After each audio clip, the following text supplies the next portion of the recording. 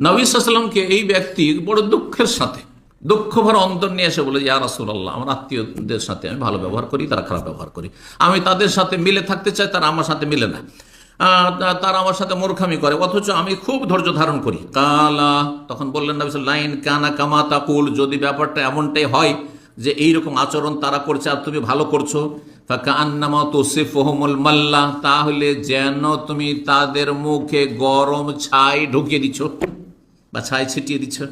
গরম আগুন, উত্তপ্ত আগুন রয়েছে ছায়ে, হ্যাঁ, কাঠের আগুন, আর আপনি কারো মুখে আপনি কি করছেন, ছিটিয়ে দিচ্ছেন। আপনি যদি এমনটা হয় যে তুমি ভালো আচরণ করছো আর তারা তোমার সাথে খারাপ আচরণ করছে, তাহলে তুমি গরম ছাই তাদের মুখে ছিটিয়ে দিলে, তার মানে তারা হচ্ছে ক্ষতিগ্রস্ত, তুমি ক্ষতিগ্রস্ত না।